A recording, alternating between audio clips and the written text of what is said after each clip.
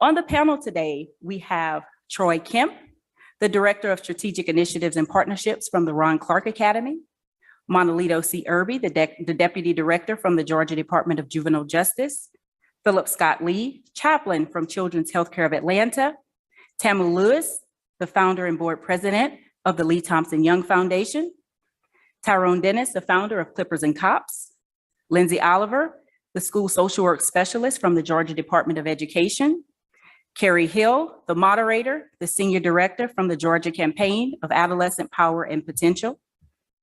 Now, the statewide network itself is executing a 3-year innovation and impact strategy to develop, test, and disseminate effective parenting and caregiver interventions and innovations structured as curricula and parenting strategies and a toolkit that will help reduce teen pregnancy, STIs, and related health risks in the state of Georgia. The Health Promotion Resource Center selected the caregiver priority for this grant. Now, what we did within this grant is realize that parenting is not just mom and dad, it is also caregivers, which can be aunts, uncles, older siblings, youth pastors, and youth coaches. And as we know, throughout the state of Georgia, youth and parents are being affected by youth violence, mental health, wellness, resilience, and need assistance with risk reduction, prevention, education. And this panel today consists of experts and persons who help support the communities in Georgia. So now I will leave it to our moderator, Dr. Carrie Hill. Thank you.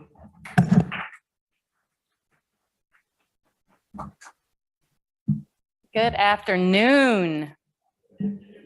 And thank you all for joining us. I am Carrie Hill, the moderator for this discussion. And with me, I have change agents, servant leaders, advocates, and I'm so excited about this discussion. But I actually want to start off by hearing from you. So those of us online, those of us in the room, and our panelists, I'd like for all of us to get our phones out. I want you to put them up later, though. I don't want you to be texting while we're up here, but let's get our phones out. A QR code is about to appear on the screen. So you can either use the QR code or go to menti.com and insert the code listed.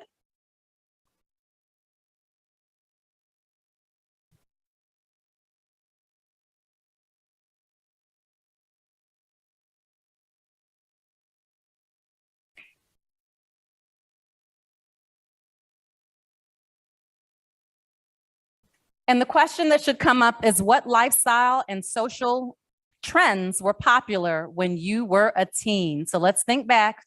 Probably wasn't that long ago, right? Let's think back. What lifestyle and social trends were popular when you were a teen?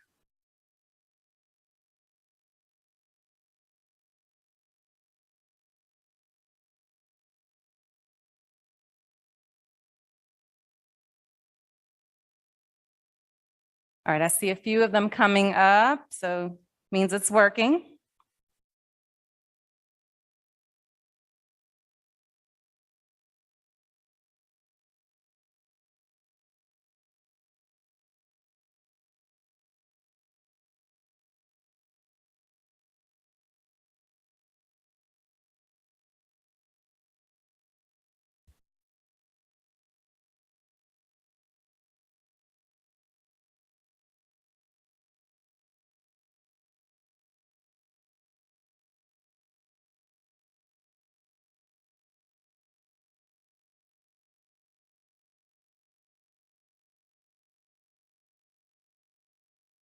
All right, and we'll go to the screen so we can see the answers coming up. All right, baggy jeans, disco and partying, smoking weed. All right, clicks, dial-up internet. You all remember dial-up internet? Western sports, turtleneck shirts and scrunchies. Yep, and they're back. We were discussing that earlier, Lindsay. Gang violence and drugs. I grew up through the, oh, it's so hard to read that from here, and my glasses are on. Dancing, Jerry curls, whooping your children. roller skating, baggy pants, house parties, dance team. This person was on the majorette. Okay. Grunge, boy bands, going to the mall. We had community centers to attend after school. Don't talk about the real issues.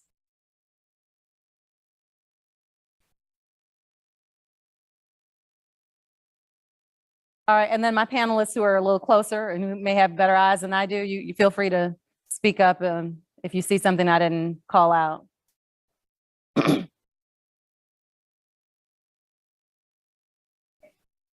Pagers, yes. What was the code where you wanted to say hello? And it was like 43770. All right, so let's go to the next question. And the next question is, what trends are popular now? What trends are popular now?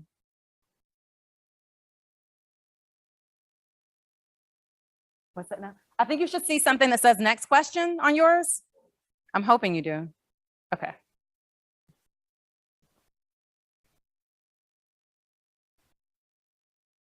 All right, I see TikTok, TikTok, TikTok, TikTok, video games, Snapchat, social media, gangs, crazy rap, Instagram, sex, social media, rap music, drugs.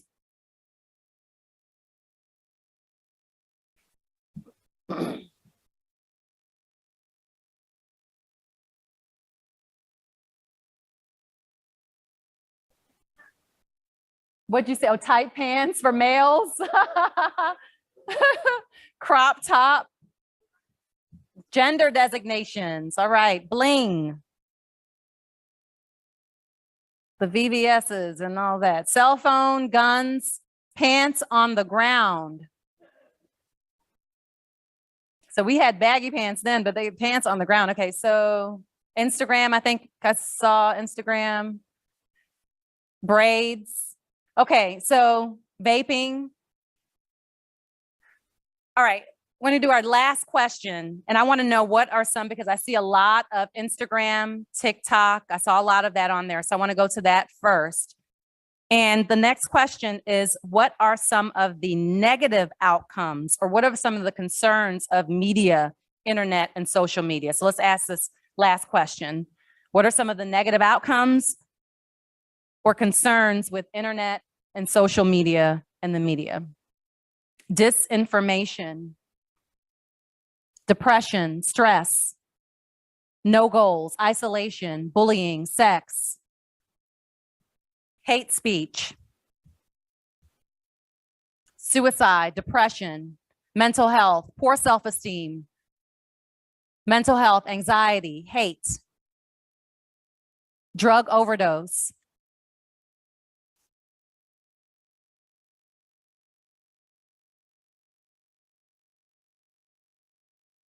child exploitation and trafficking. Everybody wants likes, disrespect and anger, narcissism, feeling inadequate, anxiety. Rather record than help, I believe is what I see. And then unrealistic body. Thank you so much. Suicide, murder, body dysmorphia, suicide, active shooters. Okay, so we see really different, right? From when we were growing up and what we're saying are the trends now. And so our young people have access to so much information constantly at a time where their brains are still developing. I'd like to know from the panelists, let's talk about this last question. What are some of the negative outcomes of media, internet, and social media? Let's talk about the impact of these things. What are you seeing, and what would you like for our audience to know regarding media, social media, internet, all of that, as far as the impact on our young people? Well, I'm a retired gang detective, and it doesn't matter where you live, gang violence affects everybody.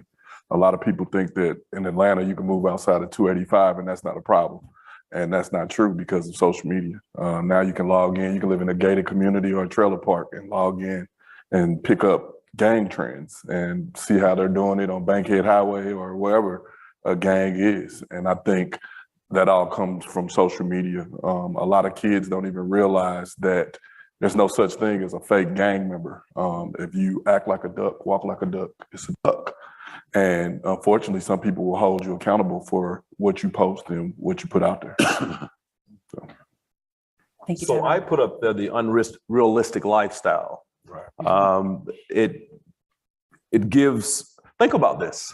We have aunties, grandmas, great grandmas who are on social media as well all the time. So imagine a child in the same home. I think we talked the other day when I say parents make TikTok videos with their kids. So it's really popular now. However, in the work that I do, particularly when I was a probation officer, a lot of times we found our kids through social media. And those times were disheartening because when we didn't know they were part of gangs, the pictures show that they were part of gangs holding weapons and things of that nature. So this unrealistic lifestyle for them, they have to get it by any means necessary. And they'll do those things just to have the lifestyle based on what they're seeing on social media. Social media is a good thing if you use it for good. However, as you stated, those youth who want this grandiose kind of lifestyle, so to speak, they see those things and that's what they want. That's what they emulate. That's how they dress. That's how they talk. That's how they walk. And the violence is matching the same way based on social media. Thank you, Monalito. I see from the educator side, well, all sides, but you have kids that are basically impaired because of their overstimulated brains. Right. They're tired. You look at kids going to sleep. You know, back in the day, my brother was joking with me. He said, you remember back in the day, we were raised by Uncle TV, right? You had that TV in that room. But now these kids are swiping and they're actively engaging with these screens. And I was telling some parents the other day, I said, you might as well have your child play basketball full court before they go to bed. Because they're going to bed with these devices next to them. The last thing they're seeing is something that's unrealistic.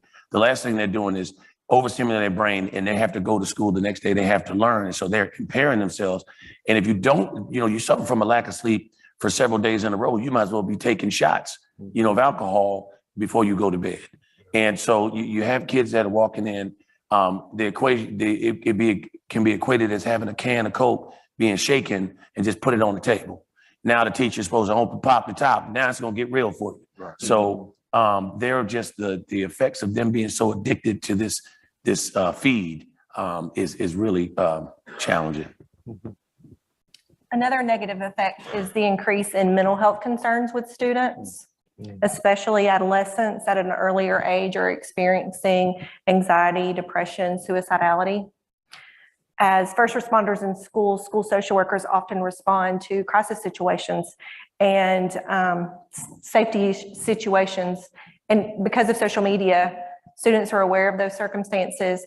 We were just discussing, sometimes there's a contagion effect with suicidality and mental health concerns. So with social media, it's just expediting students' access to sometimes negative material.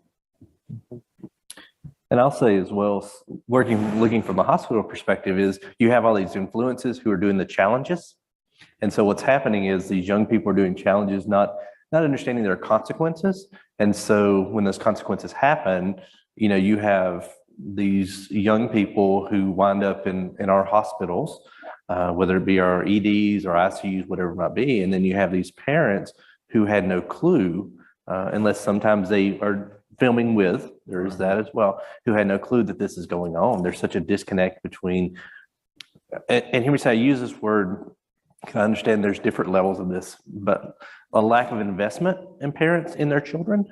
And so what's happening is for that reason, children are using these influences as their parents. And so they're doing these things because the parent said so. And, you get all these likes or you get all of this here. And so, yeah, there's a disconnect there. I think, sort of to build on that, one thing that I've lived through with my oldest daughter, from the influence of the internet and the social media was just a lack of healthy relationships and how to form healthy relationships, which then fed into her isolation and depression. Thank you. All right, thank you all very much. I just want to read a tip from the GCAP, Georgia Campaign for Adolescent Power and Potential Parent Toolkit. It's a free online resource. By talking to your teen about safety on the internet, your relationship with them strengthens. Set ground rules. You talked about limiting the time or not necessarily having to be the last thing they see before going to bed, and become friends with them on their social platforms. Manolito, that's something that you talked about because you said that your niece unfriended you or defriended. I don't know what's the right word, but she 8 years old, and I'm just perusing. 8 years old, I'm perusing Instagram, and I see this picture that was not pleasing to my sight. And I called my sister, her mom, and she's in the house with her mom and dad. But I'm that uncle. I'm your mom's older brother. So, and I didn't like it, and it was literally just with her tongue hanging out of her mouth. She's 8. I know this is something that she's seen before, that she's doing. And I told my sister, you need to watch that. Next thing I knew, Riley had deleted me from social media. So I called my sister and said, you tell Riley she needs to add me back or you remove her from social media altogether. No, I'm not her daddy, but I'm your big brother and I'm her uncle. And so, but it scared me because it's starting at 8 years old. Yeah.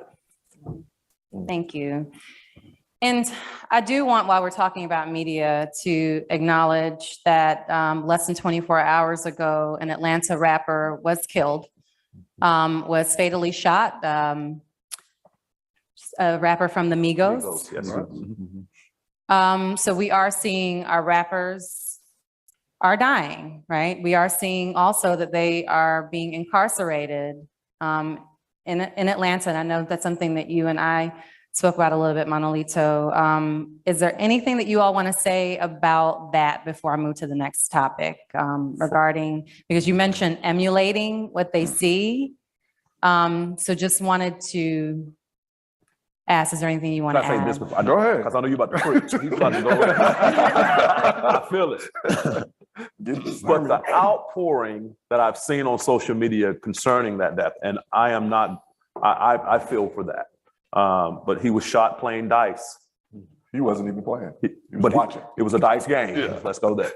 But the outpouring of grief that I'm seeing from our young men who had him at a high level in their life, it shows who they see as their hero as opposed to who we saw as our hero. It's overwhelming. Sad is one thing, but how can this happen? I can't believe this. They need to find this person. This person needs to, so they're looking, we want to seek revenge for a person that they probably never met before, but because who they see and listen to their music and their lyrics and things of that nature. So yeah, that's what I want to say. You can preach now. For me, working gangs, a lot of our gang investigations involved some of the most famous rappers that you can think of. The Young Thug case, I was front and center on all of that. And it's unfortunate because so many young people idolize and look up to everything that they do. Absolutely. The one thing that young people and some people don't understand is, even as a police officer, I listen to rap music as well. I didn't listen to a song and say, I think I want to build a case on it. And trying to get people to understand that is difficult. As a police officer, we're not attacking the culture. We're attacking people that are breaking the law, that are pushing crime. And through their music, some of them are promoting violence, gang violence. And for me, I understand, I speak that language. And I love talking to kids about rap music and helping them decipher the songs for themselves, read the lyrics, don't just sing the lyrics. If I made a song about Mary Had a Little Lamb with a beat, we might dance to it. And some of these rap music that we listen to, when you listen to what they're saying, they are warping the minds of our young people.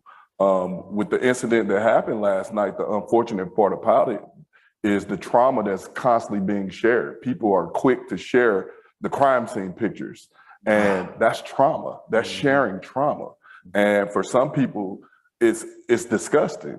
But everybody is so quick. I want likes. I want to be the first one to share.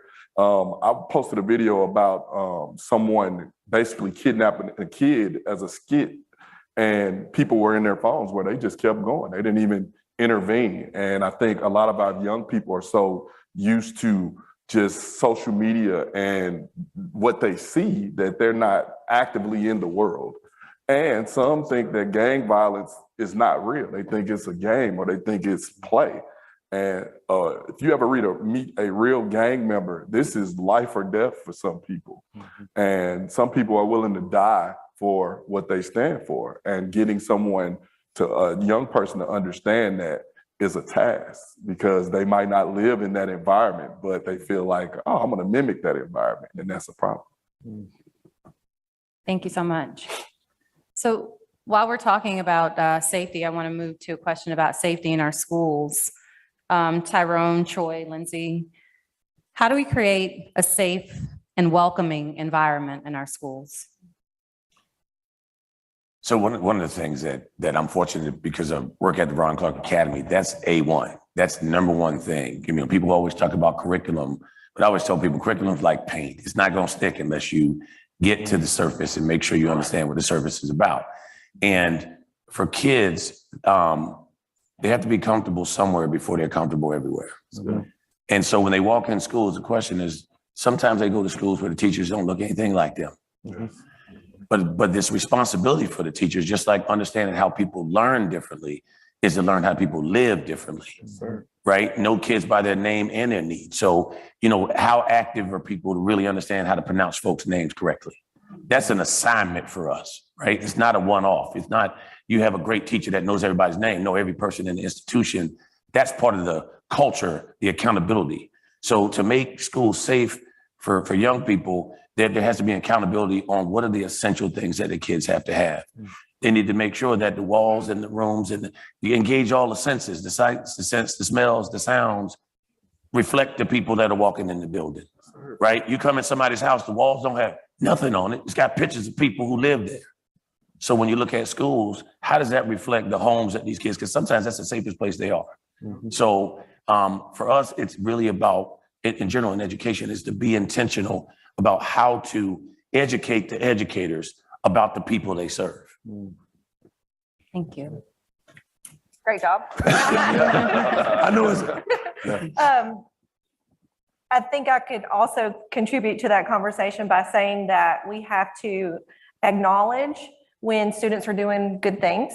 So positive behavior really needs to be rewarded, and acknowledging when students do that is really important to the well-being of the student while they're in the building. Not to negate anything that you said, because absolutely that's super important too. We're just piggybacking off of each other. And I would be remiss if I didn't mention the student services professionals that are in school buildings. So you have school counselors, school social workers, school psychologists, school crisis interventionists, school safety officers, school mental health professionals that are the de facto mental health provider of students and children, especially in rural Georgia. And that is a great way to keep kids safe. So if there's one thing I could tell a parent, would be to reach out to your school counselor if you have a concern about your student, because she or he or they can help you access that system of care to get your student the care that they need.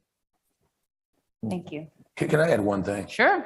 Because this is all about actionable items, right? You can talk about a whole bunch of things in theory, but actionable. I work with a lot of administrators around the country, and when I said, what did you do to transform your school?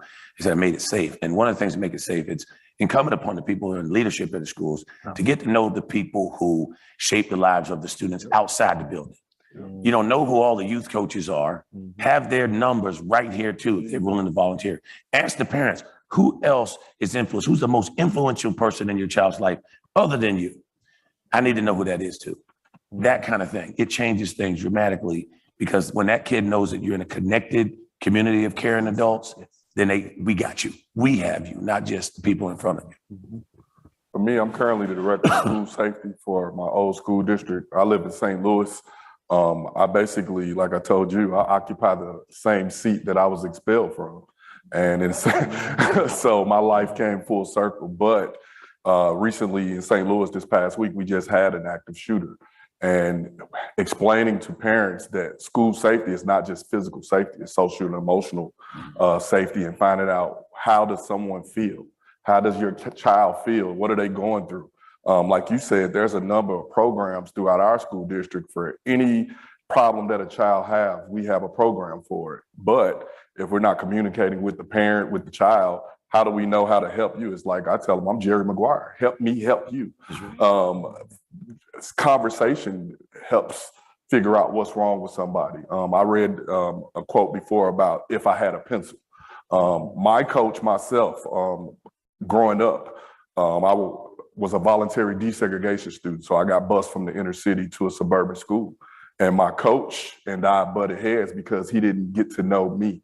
He felt like I grew up in the same environment where I went to school, and he didn't understand a lot about me. And as I became an adult and was able to communicate that with him, we had a better bond. And the person that actually got me expelled, we actually went to lunch a month ago. And I explained to him, he didn't understand my dialect. That's why diversity matters. For me to get expelled, I said, I will steal you. Some of y'all might not know what that means, but for me, that means punch. He said, I'll kill you. And that got me a 43-day suspension. And then explaining to him, though, thank you. And he was like, why are you thanking me? I said, because the storm you created cleared a path for my future. I wouldn't be where I'm at now, so thank you. So I took him to lunch. So I like what, one more time, name, sir. Troy. Troy. It seems as if Ron Clark is creating a culture that is healthy, where students feel safe. And I'm big on the culture of a school, a business, a home, anything. You can walk into a school and from the entrance, the secretary can make you feel welcome. And I've seen the exact opposite, where I walk in a school and the secretary is looking at me as if I'm not supposed to be there, instead of asking, may I help you?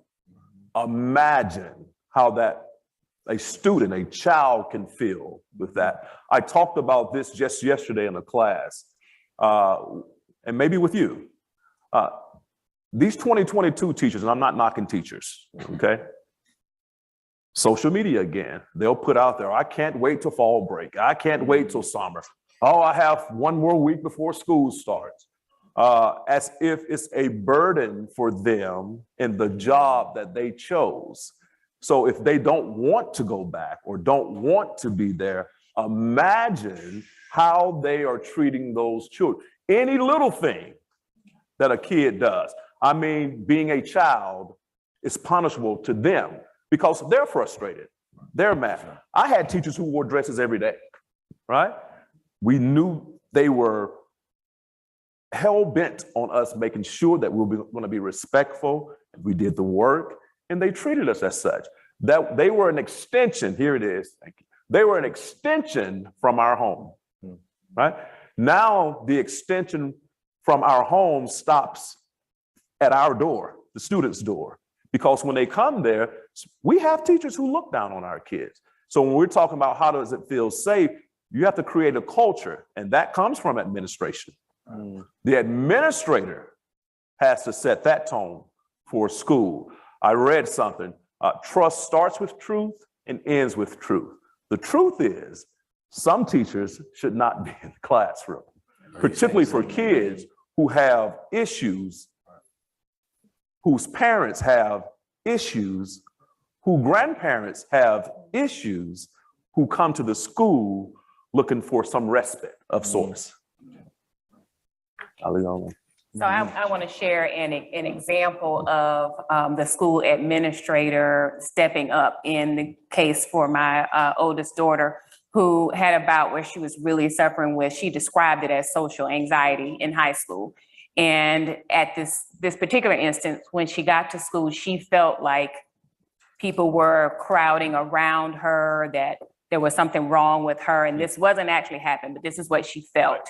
So instead of the principal calling me and saying, come get her, she can't stay here, what they did was ask her what would be helpful. Did she want to go home or did she want to stay? She would like to stay, she said, but she can't be where everyone else is. So the principal said, I have this, space like right outside of my office. It's a separate room.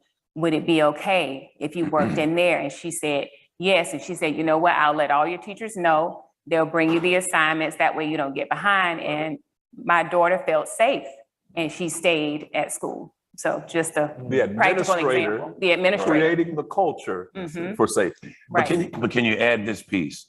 That even the people at the administrative level have to feel safe to make the moves they need to make to care for the kids. Right. Because, big ships turn slowly. And so when you look at the schools that are able to do that, one, they may have had an administrator that's been there where they have enough trust from the leadership that they can make the moves they need to make. Or this is why a lot of schools this is why Ron Clark formed the Ron Clark Academy, because he got tired of fighting against, the school saying you can't do that. And he saw what was happening for the kids in the room. And he said, I got to do what's necessary. So I created a school where we can replicate it and then try to scale it. And one of the things I can tell you is when you think about professional development for educators, there's a recipe out there, but sometimes the people don't eat what you serve there. Right? So you're making these tacos and people don't eat meat over here, right? Wow. So it's really about trying to look at when we talk about social emotional, how do you engage and create an environment where people want to be? You will do your best work where you want to be. And that's not necessarily baked into the recipe of what they've been doing for preparing educators. So now you got to do some things on the back end. But that's okay, because there are some organizations that are there. That's why I came to the school personally, because we're serving kids we'll never see, but we're able to influence that community. Love it. Love that. Thank you. So, That's how I roll. That's what's going to happen. while we're talking about the challenges of someone who works with youth, I do want us to spend a little bit of time on that, a little bit more time. So we do have our own trauma, right? So we have either our trauma from childhood that may not have been anything that we dealt with, or current trauma, aging parents, divorcing, whatever the deal is. And we do bring that as well. And I want to hear from you first, Scott, on what have you been experiencing? So have you seen burnout or staff shortages? And what advice do you give to parents and youth serving professionals about how to handle our own stress? Yes. A big yes to all of that. First off, I'll speak to my own self. I have mental health issues. I had to battle depression and anxiety. I'm on medication for that, and I also talk to someone. And I say that openly because there was a time in my life I did not, because I was very ashamed of it. And I thought, if I speak to that, people will think I can't help them. So I've come to a place in my life where I will speak openly to it, and I tell, thank you. Thank you. But I also, in my role at the hospital, I have a chance to meet with all of our new employees prior to them joining us. And I tell them, I say, reaching out for help, asking for help is not a sign of weakness. It is a sign of great strength, because you realize you are of great value and you want to make sure you are well to be your very best. And I tell them, if anybody from our highest person to whomever it is ever says anything different, to send them to me, because I will not drink Dr. Pepper and I can be a bear. Dr. Pepper is my drink. I'm not a coffee drinker. I love it. So yes, but what we're seeing within the hospitals, but I will say any industry that serves others, burnout, people walking away, you name it, we're seeing it. And there's a lot of people who will say, well, it's because of this reason and this reason, to which again, I say, yes, it's not one reason. There's several things playing into that for different people, but we like to sometimes pinpoint one thing and say, oh, this must be it, without really getting to the core of what's going on. Where that starts with is listening. We do not listen well. We listen to respond because we want to be right and make sure we lead the conversation the way we want it to go. If we want change to happen, if we want people to move from simply surviving to thriving again, we have to be willing to put our own agendas aside and listen to what is actually being said, not only verbally, but also through other means. Again, we've been taught to be quick response. We want everything instantaneous. I talk about McDonald's, and it's a joke on the side, but I won't tell that. McDonald's, you want it quick, you want it instant, you go through the drive-through, you get it going, and you're on your way because you don't have time to stop and sit and eat. And so that's the way we want stuff now. We don't want anything quick. One of the programs that we offer at our hospital is a workshop called I'm Fine. And FINE is an acronym for feelings inside not expressed. Because what it means is if I were to come to every one of you and say, how are you doing? What you'll typically say is, oh, I'm fine, whether you are or not, because you think either somebody doesn't care and they're just making chit chat, or if I tell you I'm not fine, then that's going to cause me to break down. And so I want to give a space, and I give a space to our team to say, hey, how are you doing? And when somebody says I'm fine or I'm not, you can see in their facial expressions if they are, if they're not, you know, to follow up or not follow up. And what I found is those individuals that we are willing to take time to listen to hear, to allow someone to sit and be, and to encourage the idea of self-care, those people are staying because they have this calling and this passion to stay. One of the other things I do around this idea of burnout and thing is to say, remember your calling. When did this all start for you? What was that time like? Because if I were to ask them, when was the last time they thought about their calling? 10, 15, 20 years ago, they don't think about it. But if you can bring that calling back into the here and now, then they start rekindling a little bit of that passion. They start thinking, you know, I'm supposed to be here, or maybe I'm supposed to do something different. But that resilience starts building because each one of us has resilience, whether we recognize it or not. The question is, has it developed as we've developed? When I talk to my staff again, sorry, I'm going long, but this is really fun. When I talk to my staff again, I said, when you were much younger and you fell and scraped your knee, what happened? Usually a parental figure came into your life, they wiped it off for you, put a little bandage on it. For me, I'm so old, we had that white bottle with the green top that's supposed to take the sting out of it, Betadine or whatever it's called, I forget. And then somebody either gave you a lollipop or an icy or something like that. I said, today, if you were to fall down, that may or may not work, and probably not. But what would happen is hopefully your resilience has grown so that you can get what you need to make yourself well again, or seek out those individuals who are doing that. And so this idea of burnout and stuff is very real. It's very much happening, but there are ways that we can be proactive that when these times happen, they may knock us down, but we're able to get back up and keep going. So maybe that's a long answer. No, thank you for that. Yeah. And I'll tell you real quick about the McDonald's thing. I was talking here. I had a junior college scholarship to play baseball, and this little country town that had a Hardee's, but it had no McDonald's. And I grew up in North Georgia, and I always stopped at McDonald's for breakfast going in the morning and dinner coming home. And so when I went to visit this school, they had no McDonald's, so I told them no. 18-year-old, what was important to me? Yeah. McDonald's. So thank you again. I hear Scott saying kids who fall down, scrape their knee, and they had someone to spray the whatever that was on there and give them a lollipop or icy. Imagine those kids that didn't have that person or people to do that, who have grown up and maybe sitting in this room right now and working to make sure. I think we do a lot of work, some of us. My mom wouldn't mind if I tell this. I'll be 48 next week, November 11th. Mom just turned 62, September. Don't talk about my mama. And I am not the oldest. Oh, wow. And there are 7 of us. At 47 now, I'm the patriarch of my family, mother's side. So imagine the stressors there. Everybody's back in Alabama. I'm here in Georgia. Things happen, and they call me, and all those things and other things that happen. So when I hear you say the burnout, because we are, people like me work hard to not fail. We work hard to not fail, and we don't give ourselves time. I always hear, you're always going. And I put in my head, to whom much is given, much is required. But someone told me, but you have to take care of you, or you will burn out. So those people who don't have the wherewithal to take care of themselves and feel like they always have to go, and don't have the opportunity to take a break, they will burn out. And depending on what field of study you're in, your career choice, you will burn out. My thing is, I think I can help everyone I come in contact with. I run myself crazy in that thought.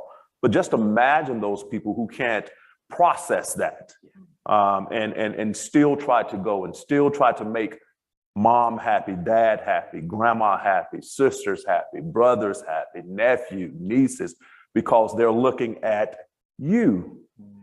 So there's this thought of failure. So I'm speaking to y'all as I speak to myself, right? There's this thing, you don't want to fail because you don't want to disappoint your family.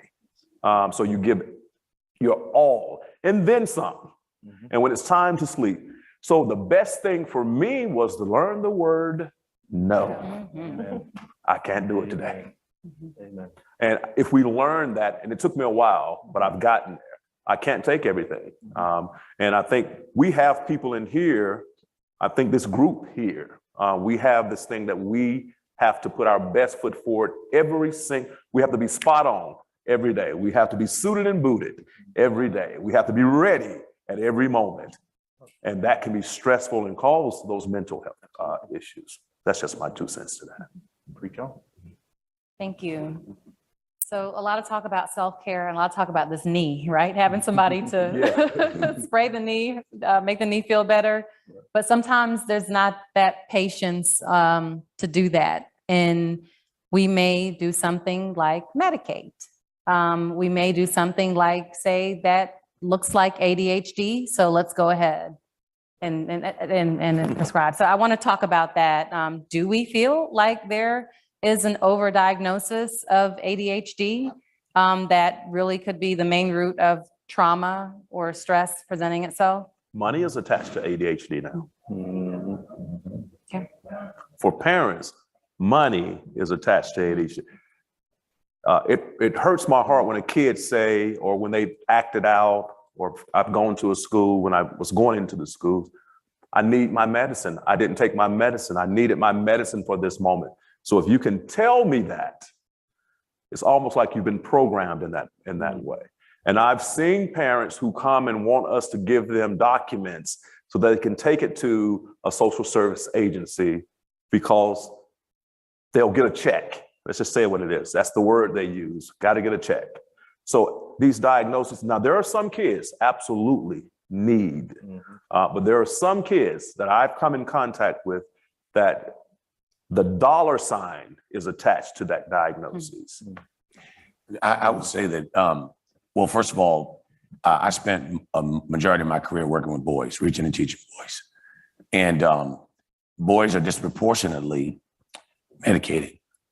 And what I learned is that the onus, there are kids who need the medication, but things, diet, you're talking about kids that are being overstimulated from birth. I mean, the average attention span is just insane right now.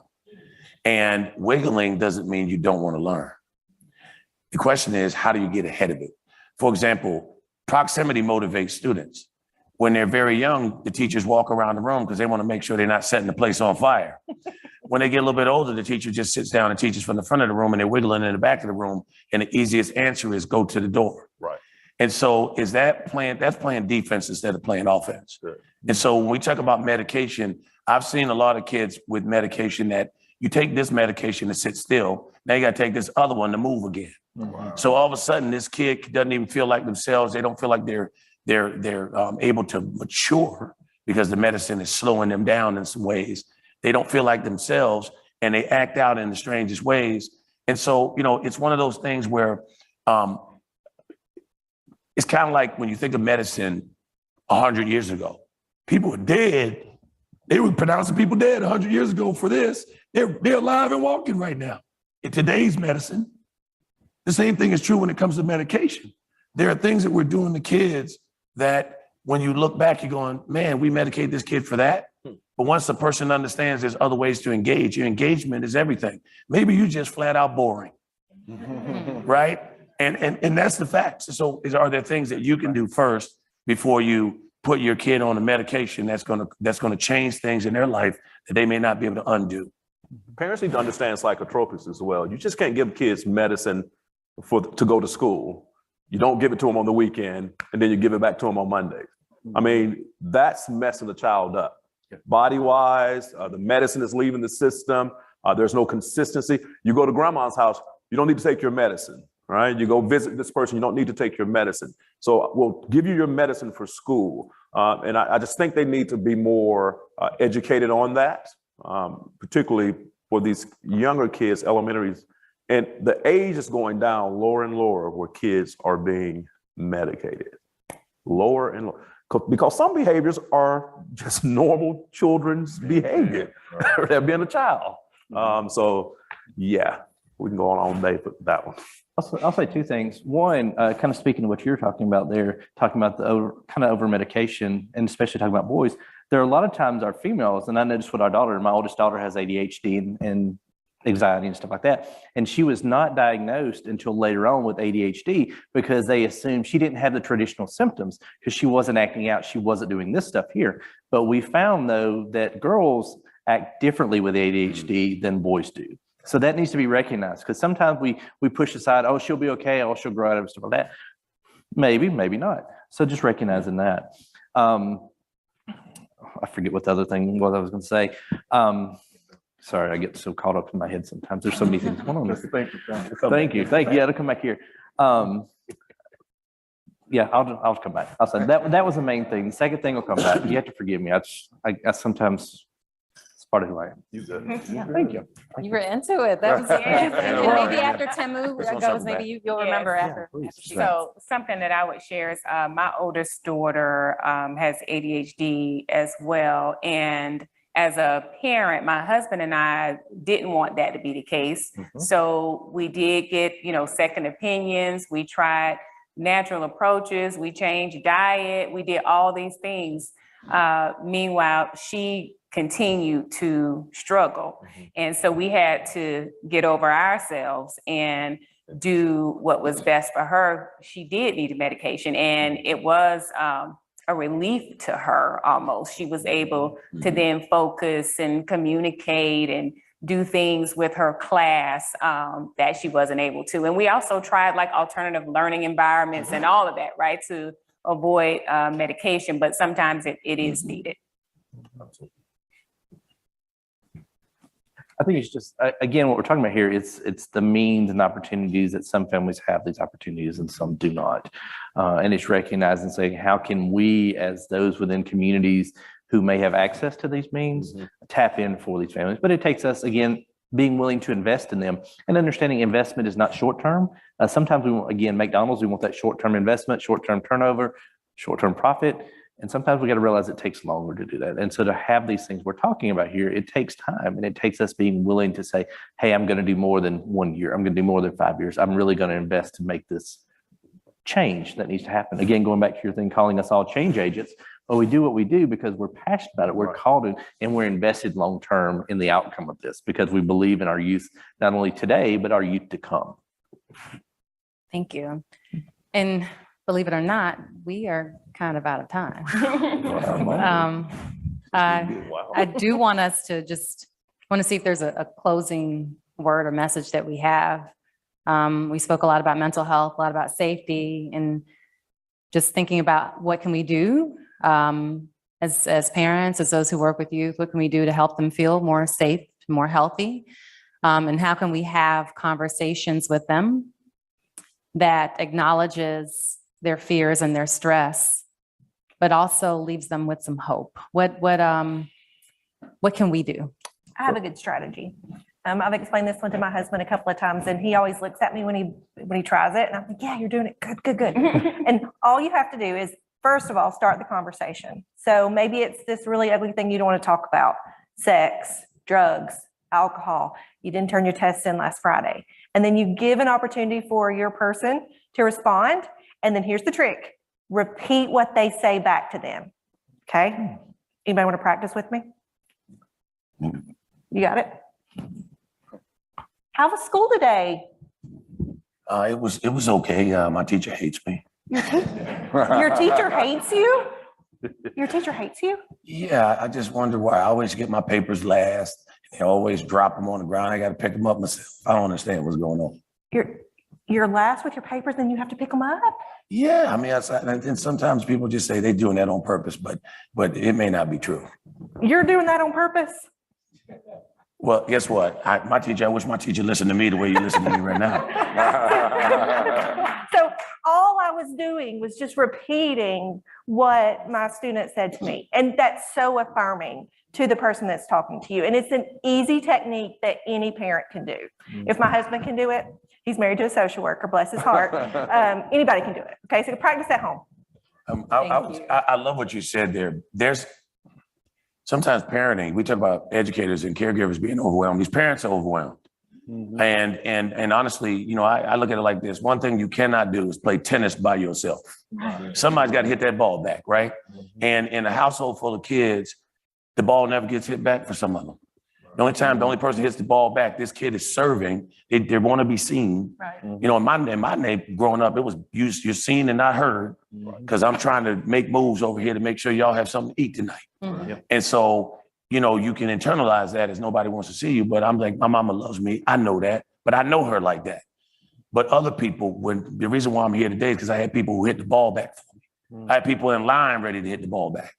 And so what parents could empower themselves to make sure that they get to know and create a connected community of adults that they know, that they trust, that can hit the ball back for their child when they can't hit it themselves. And that's why I played sports. So I had an automatic group there, but I had educators too. And I think it's incumbent of us to share this, just like social media can share the wrong thing, we can share the right thing. That's true. And it's to create that connected community of adults that's walking around with tennis rackets, ready to hit the ball back. We've lost a village. Yeah. Oh, yes. We've definitely lost a village. How dare you say something to anyone's child these days? And we have to get back to the point where we can't be afraid to tell someone when they're doing wrong, particularly a child.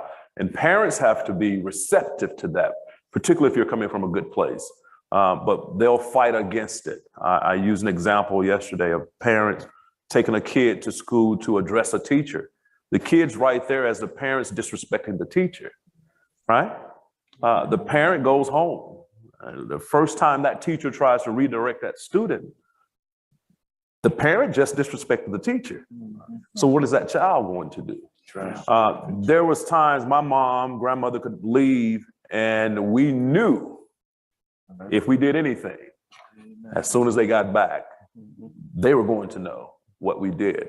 And she would give the neighbors permission to discipline us.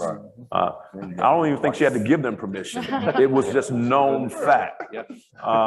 But our village is disintegrating before our eyes. And we are only allowing those in our village or our circle who we know or think we trust. And those same people in our village and in those circles have the same mentality that we have. So it's not helping the kid. So parents have to be open. And then you have these parents, and I'll be quiet, that have so many social services that are in their home already. They don't want another person in there. We don't want to talk to another person. But we have to.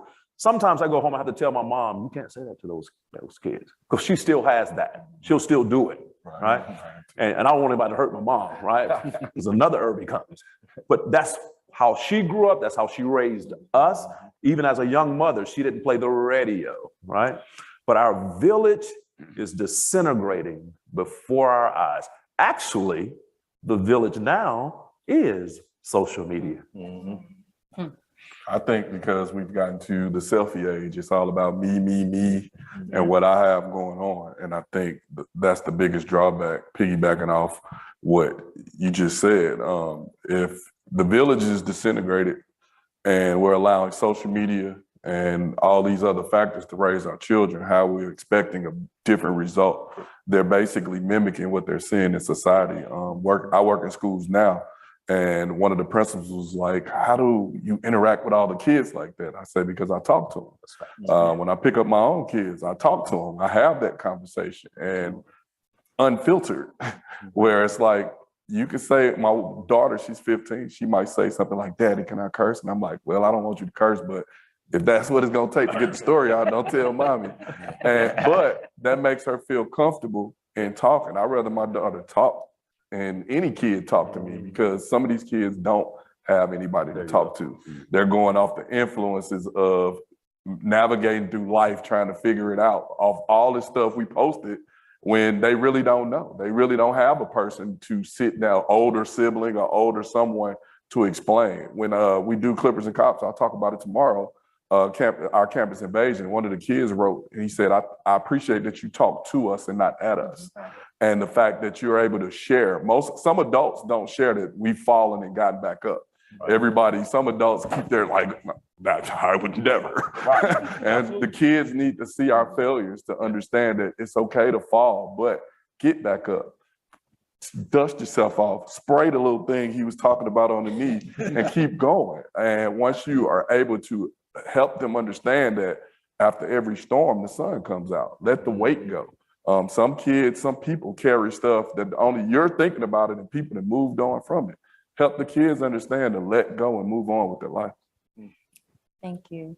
And I do want to say, for the sake of time, I do want to take 1 to 2 audience questions, but Scott and Timu, do you want to say something before we take the questions? I would just say one of the words that I've been kind of using as a theme is patience, especially regarding mental health, because it is a journey.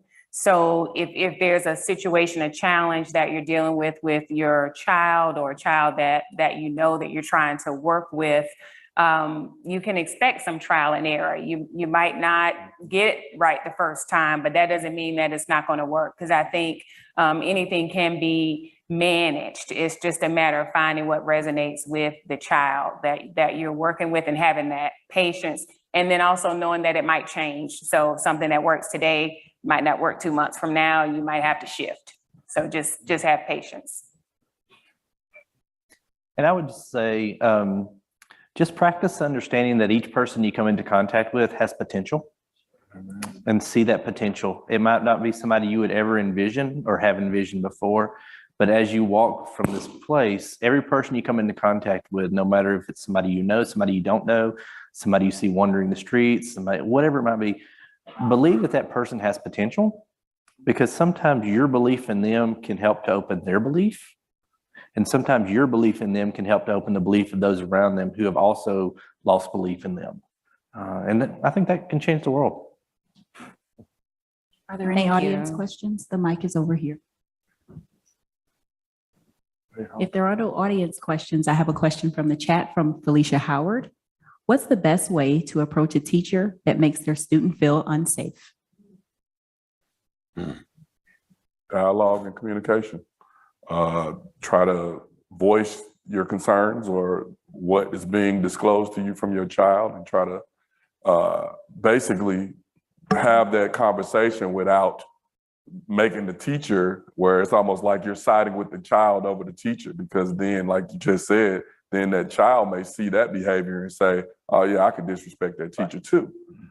Communicate as an adult with that teacher and explain to them your child. You know your child better than anybody, and try to keep the door of communication open to communicate with that teacher. That teacher is with that child majority of the day. And like I said, you know your child. So sometimes you have parents that they ready to drop their kids off at school to get away from their own kids. So in knowing that, know that that teacher is dealing with that same child, and just try to communicate with them. There's also, there's sort of 2 things. One, anytime you can use questions versus just statements, there's always going to be helpful. I've seen a situation where the child told the parent that the teacher made them feel unsafe, and it was a perception, right? There's perception and there's reality, and basically it was another word of another child that made the child think that the teacher felt a certain way. So it was really going in, trying to really understand, why do you think my child feels this way? 2, these are things that my child has shared. Can you help me better understand that, right? That kind of thing. So, you got to get shoulder to shoulder with people instead of face to face when you're dealing with conflict. And that usually changes the strategy anyway, because if I'm standing face to face, toe to toe with a teacher, I'm already, you might as well put your gloves on right now. So pivoting a little bit, even in the posture when you're having that same conversation is always helpful. Don't pour gasoline on the fire. The whole thing is to try to minimize that. Again, there are two sides to every story. And Mr. Clipper and Cobb said, you know your child. And I've had some teachers, my mom had to come. I've heard teachers talk about my mom and our family. I've heard, not what someone I heard. I've heard teachers say to another teacher about my mom, those type people like that. My mom overheard, and it didn't go as well. Right. She came face to face because you're not going to do my children and you're not going to talk about me in front of my children, you know. So teachers have to understand, again, we have adults with baggage. Some of them may be teachers. And we have to understand that communication effectively, because it's one thing to communicate, but it's a whole nother thing to effectively communicate. And not just listen to respond, but listen for understanding. Because the goal should be the child and not our personal feelings towards the teacher. That's my thing. All right. So Amanda Gorman, our wonderful young person, I have a quote. We all remember this one. For there is always light, if only we're brave enough to see it, if only we're brave enough to be it. So my question for you, the change agents, the servant leaders, the advocates in this room, not just on the panel, but in this room and online, what will you do? What will you do to be the light in the lives of our youth? So let's pull out the phones again. And this is the final question on the Mentimeter. What will I do or will I continue to do to be the positive presence in the life of youth around me? What will I do or continue to do to be the positive presence in the life of youth around me?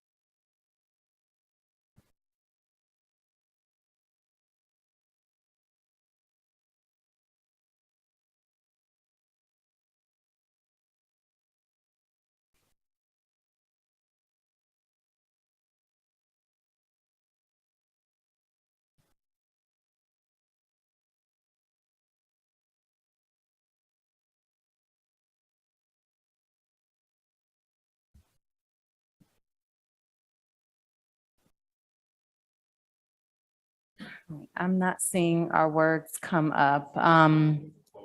Yes. Okay, so, Let us in the chat. There we go. There we go. Now it's open. oh, perfect.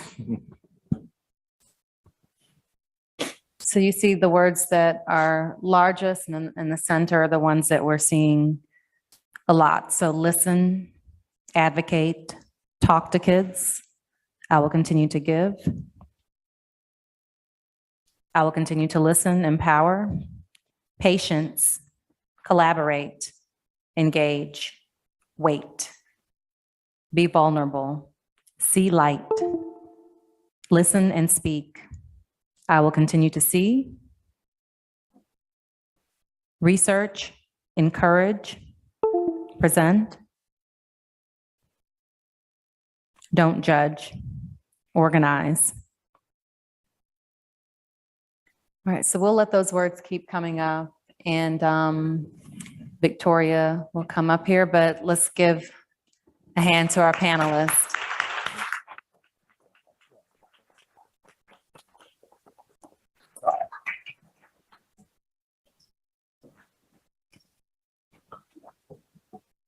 On behalf of the Health Promotion Resource Center and the statewide network.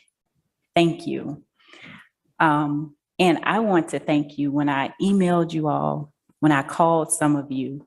Monalito was talking about learning how to say no. I'm glad you didn't say no. And I was saying panel discussion, panel discussion. This was not a panel discussion. This was a community conversation. You know, when I came up here, I should have just talked off the rip. You know, I tried to use a piece of paper when I came up here. I should have just came up here and talked like this in the beginning. And then I have COVID brain. But just thank you. You know, the work that the Health Promotion Center does, it's centered around the community and the work that all of you do. And just now seeing the direction that everything is going in, when I was thinking about this and we were talking about it, I'm like, who can we put together to have this conversation and make it make sense, to continue the conversation, to highlight the work that this grant is doing. This grant was written actually before I got to the Health Promotion Resource Center. And then someone said pivot, and we hear the word innovation. And that's the work that we're doing, and you listen to the community and see what the community needs. And that's the work that you all are doing. And that's the work that we're hoping to do. And this conversation, we say continue the conversation. We said it after the symposium last year. We said it after the HPRC colloquium. And I see it up here on the screen. So we hope that after we have these events, that you all continue the conversation. You all don't need us to continue to talk and do the work, but we hope that you use it as a platform to continue to do that. So continue to network, no matter how big or small the work. You can use social media and each other. So please continue to do that. And somebody said something about food for thought. Guess what? Food is here. We can eat. Y'all have a good night. See y'all tomorrow.